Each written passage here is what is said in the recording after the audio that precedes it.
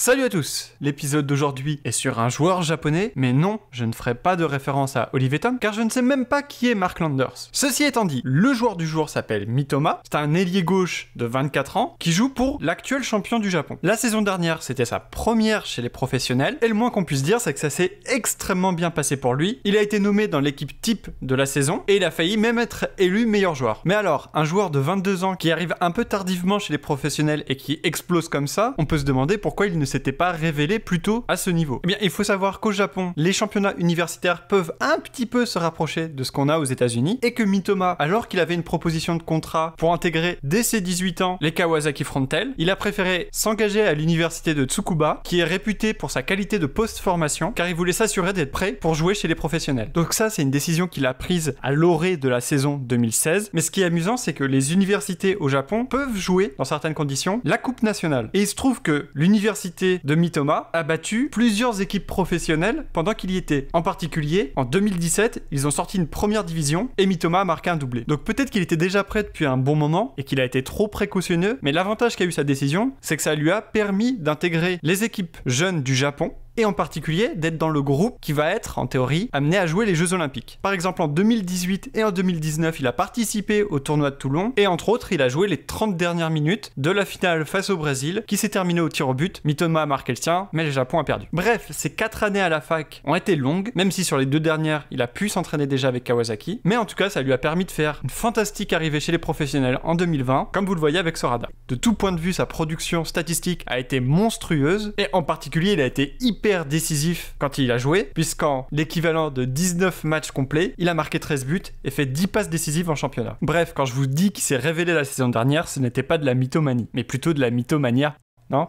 Ok, continuons. En 2021, on remarque qu'a priori, il fait moins d'efforts défensifs, même si ça reste tout à fait correct, mais aussi que le reste de la production offensive est resté franchement similaire. Et ça, c'est assez remarquable parce que dans le jeu, il est beaucoup plus attendu et les prises à deux se sont multipliées sur lui. Et justement, sur le terrain, comment fait-il pour avoir cette production statistique ? Le premier truc qui saute aux yeux, comme pour l'orienter d'ailleurs, c'est qu'il a un peu gagné à la loterie génétique quand même. Il va tellement plus vite que ses adversaires directs que parfois ça fait un peu de la peine quand même. Cette vitesse en plus est couplée à une accélération surhumaine, en tout cas sur-japonaise, qui fait que dès les premiers pas, il peut faire des différences monstrueuses. Bien évidemment, pour que l'injustice soit complète, il est aussi extrêmement agile et ses changements de direction ridiculisent les défenseurs. Avoir cet arsenal, c'est bien, savoir l'utiliser, c'est mieux. Et Kaoru, enfin je crois que ça se dit comme ça. Bon, on va rester sur Mitoma du coup. Il sait parfaitement l'utiliser, que ce soit sans ballon pour faire des appels dans la profondeur qui sont juste létaux. Ses appels contre appels aussi sont une sacrée dinguerie. Mais à cela en plus, il faut ajouter cette superbe conduite de balle qu'il a, où il multiplie les touches de balle, les changements de direction, et ça le rend inarrêtable balle au pied. Des slaloms de lui où il enchaîne les feintes et les crochets, il y en a un paquet. D'ailleurs, si justement si souvent il peut aller au bout de ses slaloms, c'est parce qu'en plus il est hyper équilibré. Même à la déloyale, c'est difficile de le faire tomber. Bon, là normalement, j'étais censé faire une pique sur Ben Arfa en disant oui, dribbler, ça suffit pas quand on sait pas faire quoi après, mais j'aime trop Ben Arfa en fait, donc je le dis avec ce ton-là. Je peux pas faire plus. Voilà, c'est mon maximum là. Donc, contrairement à certains joueurs, Mitoma, quand il réussit son dribble, il sait utiliser la différence qu'il a créée. Une fois qu'il a débordé son adversaire, il sait prendre le temps pour trouver la bonne passe dans la surface. Il peut aussi bien sûr faire des centres bien sentis, et ce même avec le pied gauche. On peut vraiment dire qu'il bonifie ses débordements. Mais quand il vient dans l'axe, il est loin d'être perdu, car il est hyper à l'aise pour combiner dans les petits espaces, mais il est aussi capable de trouver la passe qui va casser la ligne défensive. Bon, ok, là c'est plutôt l'amas défensif. Autre arc à son flèche, comme le dirait si bien Henri CV que Mitoma possède, c'est sa capacité à marquer des buts. Et un truc frappant, c'est qu'il se crée beaucoup d'occasions juste en se faisant oublier des défenses et en reprenant les centres qui viennent de la droite. C'est pas très spectaculaire, mais c'est efficace. Dans le volet des occasions simples qu'il obtient, on peut aussi évoquer les quelques buts qui se créent en étant attentif au pressing et en jaillissant au bon moment. Alors ça après, forcément, c'est un peu 50-50 avec l'organisation de Kawasaki qui permet cela. Mais surtout, face au but, Mitoma a beaucoup de sang-froid. Il place minutieusement ses frappes et s'il t'en le permet, il y met la force. Ça peut sembler un peu bateau de dire ça, mais sur un volume qui commence à être relativement significatif d'occasions qu'il s'est créé, il est en surperformance prononcée de ses XG, de l'ordre de 1,4-1,5. Et donc on peut commencer à penser que c'est peut-être juste un très bon finisseur. Un possible petit bémol, c'est qu'il met, j'ai l'impression parfois, trop de temps à déclencher ses frappes et qu'il se fait contrer. Jusqu'à présent, je me suis beaucoup concentré sur ce qu'il arrivait à faire dans le dernier tiers, et effectivement c'est un joueur qui décroche peu, mais quand il le fait, il est pas là pour rigoler. Il apporte apporte beaucoup de verticalité et il est capable de lancer des attaques. Je l'ai rapidement évoqué, mais c'est également un joueur très actif au pressing, même s'il l'est un peu moins cette saison, et il fait aussi sa part du travail quand l'équipe est obligée de défendre bloc bas. Honnêtement, sur le terrain, tous les signaux sont au vert. Après, forcément, du point de vue d'un club français, la question qui se pose, c'est à quel point l'adaptation à la Ligue 1 peut se faire facilement. Et ça tombe bien, on a un exemple récent de joueur offensif qui a fait ce chemin-là, Wang Guizhou. Bon, ok,